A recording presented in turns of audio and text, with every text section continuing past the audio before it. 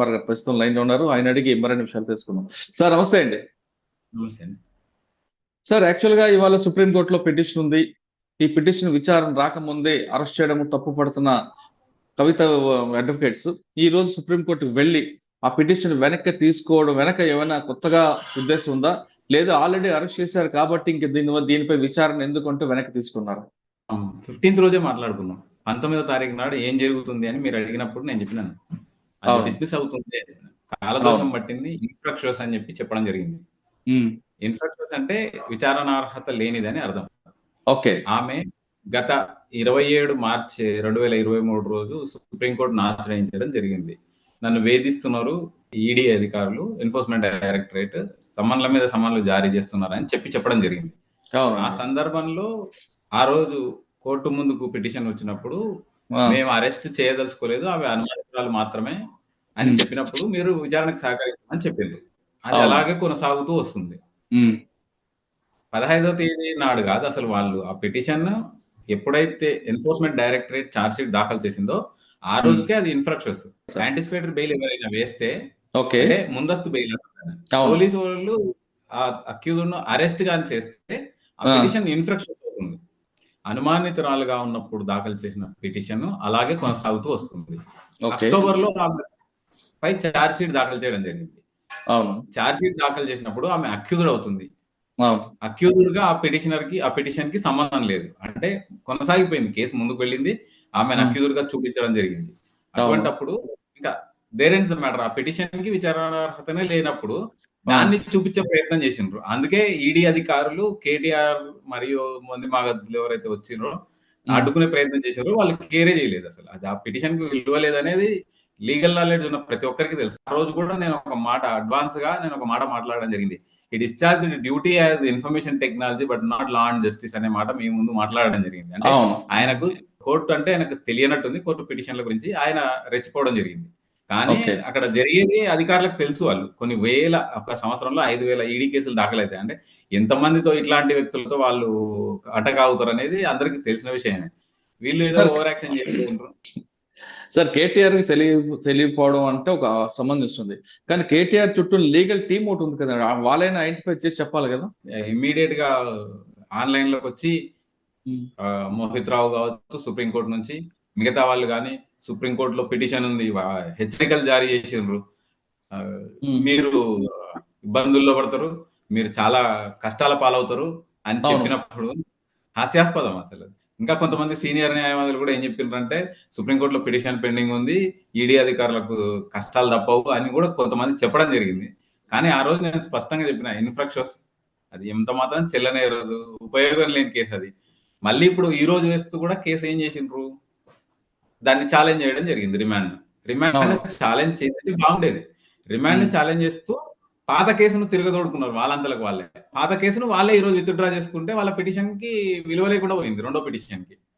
అంటే పాత పిటిషన్ అనే మాట అందులో ఉంటది, పాత పిటిషన్ డిస్మిస్ అయింది కాబట్టి కొత్త పిటిషన్ అనేది కాంప్రిహెన్సివ్ గా ఉండదు. అక్కడ లీగల్ గా ఛాలెంజ్ చేయాలి అనుకుంటే అది మళ్ళీ చీఫ్ జస్టిస్ ముందుకు వెళ్తుంది. అది ఎప్పటికో తెల్లారేది. ఇంకా 3 రోజులు మాత్రమే వర్కింగ్ డేస్ ఉన్నాయి, మరొక వారం పాటు ఫుల్లీ హాలిడేస్ ఉంటాయి సుప్రీంకోర్టుకి. అంటే 10 రోజుల వరకు మళ్ళీ ఏమీ జరిగే అవకాశాలు లేవు. నేను మొన్ననే చెప్పాను, 7 రోజులు పూర్తయిన తర్వాత మరో 7 రోజులు 5 రోజులు కస్టడీకి అడుగుతారు, తర్వాత సిబిఐ కావచ్చు. ఇలాగే ఈమెకు వీళ్ళు ప్లాన్ చేసుకునేది అన్న మాట కూడా నేను చెప్పడం జరిగింది. ఇది ఈ అరెస్ట్ అనేది స్వతహాగా ఒక గేమ్ ఆడి సింపతి గెయిన్ చేసుకోవడానికి ఎలక్షన్ల ముందరో బీఆర్ఎస్ పార్టీ ఆడిన నాటకం లాగానే నాకు కనిపిస్తుంది అని స్పష్టంగా చెప్పడం జరిగింది. ఎందుకంటే ఈమె ఢిల్లీ వెళ్లే లోపలనే ఉదయం 10:30 లోపలనే అరవింద్ కేజ్రీవాల్ రావడం, యాంటిసిపేటరీ బెయిల్ లో షూరిటీలు సమర్పించడం, వెళ్ళిపోవడం, ఇవన్నీ కాకతాళీయం కాదు, నాటకీయంగా కనిపిస్తున్నాయి. అంటే కేసు స్టార్ట్ అయిపోయింది, మీకు బెయిల్ తొందరగా రావాలని ప్రెషర్ ఆయన మీద పెట్టడంతో ఆయన విధిలేని పరిస్థితుల్లో యాంటిసిపేటరీకి అప్లై చేసుకున్నారు. ఇక ఈ ఎపిసోడ్ అంతా వీళ్ళు డిజైన్ చేసుకున్నట్టే కనిపిస్తుంది. అరవింద్ గారు తీసుకున్న బెయిల్ 174 లో కాబట్టి అది ఈజీగా బెయిల్ వస్తుంది, సమ్మన్స్ తీసుకోలేదు కాబట్టి. కానీ మెయిన్ కేసులో కాదు కదా. ఆయన మీద కూడా ఛార్జ్ షీట్ ఉంది సార్, ఆయన మీద కూడా ఛార్జ్ షీట్ ఉంది. ఆయనతో కలిసే ఆయన head of the institution, Delhi chief minister. Anticipatory bail ఆయన తీసుకుంది, యాంటిసిపేటరీ బెయిల్. ఉమ్, ముందస్తుగానే తీసుకున్నారు. అంటే వీళ్ళొక పద్ధతి ప్రకారం, ప్లాన్ వేసుకొని వచ్చిండ్రు. ఉమ్, ఆ కేసులో ప్రణీత్ రావు అరెస్ట్ కావడం వీళ్ళకి ఆశనిపాతమైంది. అంటే day to day information, phone to phone information వీళ్ళకి ఉమ్. ఇచ్చేవాళ్ళు లేకపోవడంతోన వీళ్ళు అనుకున్నది కుదరలేదు. ఏదో అచ్చా. కస్టడీకి ఇబ్బంది పెట్టి గాయ చేద్దాం. లేదు, ఇంత స్మూత్ గా ఇష్యూ వెళ్ళిపోయిందంటే ఫ్లైట్ కూడా ఆమె ఎక్కి వెళ్ళిపోవడం ఇవన్నీ చూస్తుంటే తద్వారా అరెస్ట్ ద్వారా బీఆర్ఎస్ ఏదో లబ్ధి పొందే ప్రయత్నం చేయాలని ఆ సింపతి అందరూ అన్నారు. బీజేపీ రాజకీయంగా కావాలని బీజేపీ బీఆర్ఎస్ రెండు ఒకటి కాబట్టి ఆమెను అరెస్ట్ చేయలేదు. ఉమ్, అయితే బీజేపీ ఉన్న వాళ్ళు కూడా కొంతమంది ఆ రోజు మాట్లాడడం జరిగింది. ఆమెను అరెస్ట్ చేసింటే నష్టం జరగకపోయిండేది, మాకు మేము లాభపడే వాళ్ళం. అంటే ఉమ్. అరెస్ట్ చేస్తే నష్టపోతారు అని బీజేపీలో ఊహ ఉంది కాబట్టి ఎలక్షన్ల ఓకే. ముందు ఆమె అరెస్ట్ చేస్తే బీజేపీ నష్టపోతుందేమో అన్న ముందు జాగ్రత్తగా వీళ్ళు వేసుకున్న స్కెచ్ పూర్తిగా మన్నులో వేసినట్టయింది. కాబట్టి అది ఉపయోగం లేకుండా పోయింది. అంటే మీరు చెప్తున్నట్లుగా కవిత కేవలం సానుభూతి కోసం అరెస్ట్ అయిందంటారు. ఆబ్వియస్ గా ఇన్ని రోజులు లేనిది, సంవత్సరం పాటు లేనిది వాళ్ళకి తెలీదా? వాళ్ళ లీగల్ టీంకి తెలీదా? Advocate general, additional advocate general, additional పీపీలు, జీపీలు ఇంతమంది ఉన్న టీంలో ఈ మాత్రం లీగల్ నాలెడ్జ్ ఉండదని అనుకోవడం భ్రమ. అంటే వీళ్ళు టైమ్లీ యాక్ట్ చేస్తారు అంతే. సార్, ఇప్పుడు తర్వాత జరిగే పరిణామాలు ఏ విధంగా ఉంటాయండి? ఈ పిటిషన్ తీసుకున్నారు, మీరు అన్నట్లుగా 23వ తారీఖు వరకు కస్టడీ ఉంది. 23 తర్వాత మళ్ళీ కస్టడీ కావాలంటారు. ఒకవేళ ఇవ్వకపోతే జైలుకి పంపిస్తారు, అంతే కదండి? అంతే. జైలే, ఇది కూడా part of custody, judicial custody.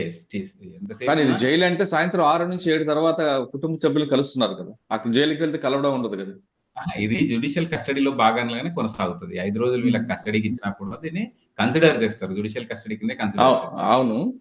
కానీ ఒకవేళ కస్టడీకి ఇచ్చారనుకోండి మరొక 5 రోజులు, అప్పుడు కూడా ఈడీ ఆఫీసులు ఉంటారు. ఒకవేళ ఇవ్వరు అంటే జైలు పంపిస్తారు. తిహార్ జైల్లో సార్ సార్ తిహార్ జైలుకి వెళ్ళిన తర్వాత సిబిఐ కస్టడీకి అడుగుతుందా? అరెస్ట్ సిబిఐ చూపిస్తారా కూడా సిబిఐ? ఆల్రెడీ ఇంటికి వచ్చి కూడా ఎంక్వైరీ చేయడం జరిగింది. మీకు గుర్తుండే ఉంటది. సిబిఐ అవును. కూడా అంటే కవిత సిబిఐ వేసిన సప్లిమెంటరీ చార్జ్ షీట్ లో ఈమెకి ఎక్యూజ్ గా చూపించారు, గతంలో విట్నెస్ పెట్టారు. ఇప్పుడు ఈ కేసులో కూడా సిబిఐ అరెస్ట్ చూపిస్తారా? ఆబ్వియస్ గా అవకాశం దొరికినప్పుడు ఎవరు వదిలిపెట్టరు. ఇన్వెస్టిగేషన్ ఏజెన్సీ మళ్ళీ హైదరాబాద్ కు వచ్చి ట్రాన్సిట్ వారెంట్లు, రిమాండ్లు ఇవన్నీ చూపించేదానికంటే అందుబాటులో ఉన్న అక్యూజ్లను ఖచ్చితంగా ఎవరైనా సరే కస్టడీలోకి తీసుకునే అవకాశం అయితే ఖచ్చితంగా ఉంటుంది. అంటే ఈడీ కేసులో ఒకవేళ బెయిల్ వచ్చినా సిబిఐ కేసు మాత్రం వెంటాడుతుంటది.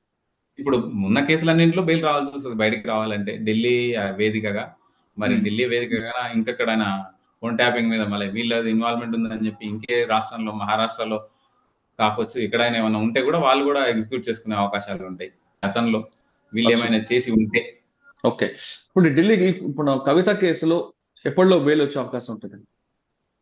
As per my legal knowledge ఎలక్షన్లు అయిపోయేంత వరకు రాకపోవచ్చు జూన్.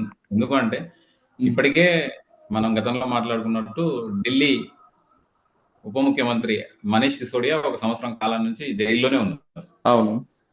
ఉప ముఖ్యమంత్రిగానే కొనసాగిండ్రు. విమర్శలకు తట్టుకోలేక తర్వాత ఆయనను పదవి నుంచి తొలగించడం జరిగింది. కొన్ని రోజుల పాటు అదే హోదాలో ఆయన జైల్లో కొనసాగిండ్రు. కాకుంటే ఓకే. ఇప్పుడు ఆయన అవకాశం ఉంది. యాంటిసిపేటరీ బెయిల్ తో అరవింద్ కేజ్రీవాల్ కూడా తీసుకున్నందుకు ఇప్పుడు ఆల్మోస్ట్ అందరూ సరెండర్ అయిపోయినట్టే, అందరూ కోర్టు ముందు ఉన్నట్టే. కాబట్టి there must be chance for Manish Sisodia to get a bail. అచ్చా, కవిత బెయిల్ అండి? కవిత బెయిల్ ఇంత తొందరగా అయితే రాకపోవచ్చు. ఆమెను ఎంక్వైరీ చేయాల్సింది. ఆమెనే కింగ్ పిన్. అకౌంట్లు, విదేశాల నుంచి వచ్చిన డబ్బులు, వీటన్నింటికి సిబిఐ కస్టడీలు ఇవన్నీ ఉండే అవకాశం ఉంటది. కాబట్టి ఐటీ కూడా వాళ్ళు క్వశ్చన్ చేయాలనుకోవచ్చు. సెపరేట్ గా చేస్తారా, మరి వీళ్ళతో పాటే వాళ్ళు చేస్తారా అనేది చూడాలి. ఇన్ని 3 రకాల కేసులు ఆమె ఎదుర్కొంటుంది. ఆ 3 రకాల బెయిల్ వచ్చినంత మాత్రానే తర్వాతనే వీళ్ళకి ఎవరికైనా అవకాశం ఉంది. ఓకే. సార్, ఫైనల్ గా చెప్పండి, నిన్న పిటిషన్ పిలిచినప్పుడు కవిత హస్బెండ్ అనిల్ కూడా పోలేదు ఈడీ దగ్గరికి. దీని దీని మీద ఈడీ ఏ విధంగా క్వశ్చన్ చేస్తుంది, ఏ విధంగా సీరియస్ గా తీసుకుంటాడు? డెఫినెట్ గా సహకరించాలి. ఆయన అకౌంట్ 100 కోట్లు ఉన్నాయనే ఒక ఇన్ఫర్మేషన్ అయితే వస్తుంది. మరి ఆ 100 కోట్లు ఎట్లా నుంచి వచ్చినాయి అనేది క్లారిటీ తీసుకోవడానికి గవర్నమెంట్ ఏజెన్సీగా ఎన్ఫోర్స్మెంట్ డైరెక్టరేట్ కి పూర్తి స్థాయి అధికారం ఉంది. ఒకవేళ ఇన్వెస్టిగేషన్ జరుగుతున్నప్పుడు తాను వెళ్తే, ఎంక్వైరీ జరుగుతున్నప్పుడు తాను వెళ్తే అరెస్ట్ చేస్తారేమన్న భయంతో అక్కడనే ఉన్నా కూడా ఆయన సహకరించినట్టుంది, దూరంగా ఉన్నట్టున్నాడు ఇన్వెస్టిగేషన్ కి.